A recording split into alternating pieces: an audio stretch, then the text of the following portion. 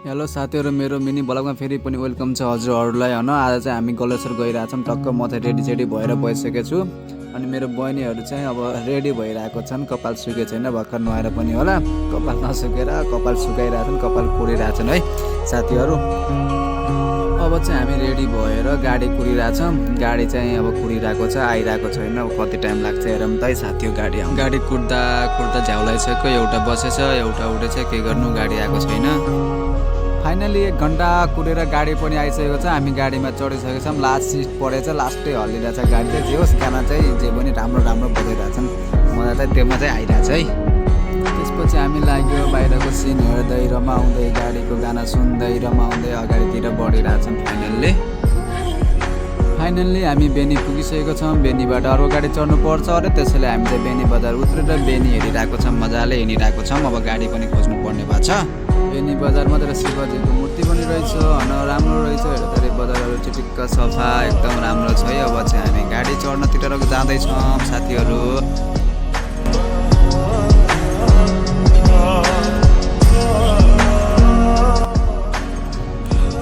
Finally हामीले गाडी भेटिसकेको छौँ, गाडीमा चढिसकेको छौँ। अब चाहिँ हामी अगाडि बढ्दैछौँ है।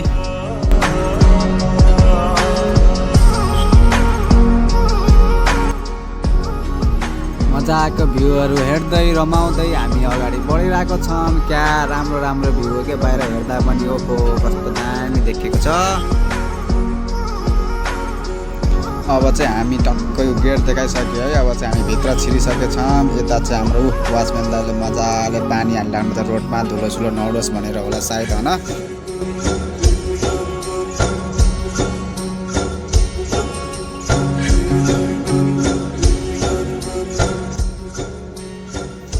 फाइनल्ली साथीहरू अब चाहिँ हामी पुगिसक्यौँ गलेश्वर। अब हामी चाहिँ गाडीबाट उत्रेर पूजाको सामानहरू किन्नको लागि अगाडि बढिरहेको छौँ। तर के गर्नु, पूजा त गर्नु पर्यो होइन त, त्यसैले सामानहरू पनि किन्नु पर्यो पूजाको लागि। त्यसैले हामी पूजाको सामग्रीहरू किनिरहेको छौँ। यता आन्टीले चाहिँ पूजाको सामग्रीहरू रेडी गरिदिँदै हुनुहुन्छ। पूजाको सामान चाहिँ रेडी भइसकेको छ। अब हामी चाहिँ अगाडि बढिरहेछौँ। अगाडि चाहिँ हेर्नुहोस् त कति राम्रो पार्क बनाएको रहेछ मन्दिरभन्दा अगाडि। जे होस् राम्रो छ, हेर्दाखेरि बस्ने ठाउँहरू पनि बनाएको छ, राम्रो छ हेर्दा।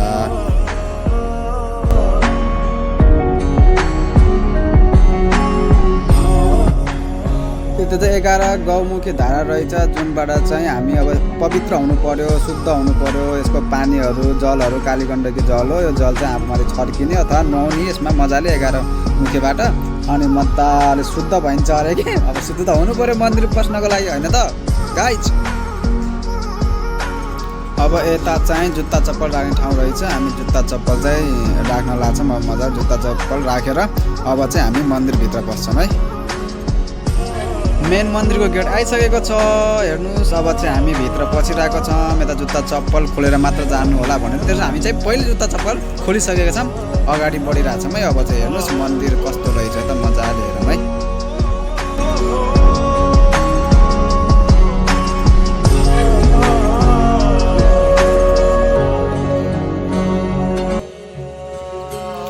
यता चाहिँ एउटा सानो घन्टी रहेछ। घन्टी देख्ने बित्तिकै मलाई बजाउन मन लागिहाल्यो अनि मैले बजाइहालेँ है।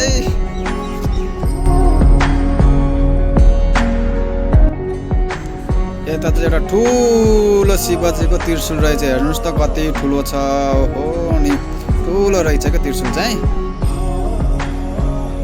पूजा पनि गरियो, ठुलो घन्टी रहेछ, घन्टी पनि बजाइयो। अनि त्यसपछि यता हजुरबासँग मजाले हामीले टिका पनि लगाइयो। अनि त्यसपछि दक्षिणा पनि दिइहालियो।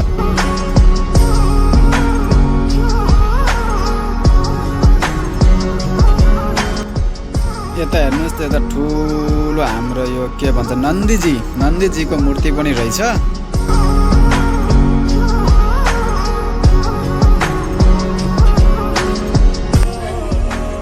त्यसपछि 1-2 सेल्फी पनि हानियो होइन। आइसकेपछि 1-2 फोटो त खिच्नै पर्यो।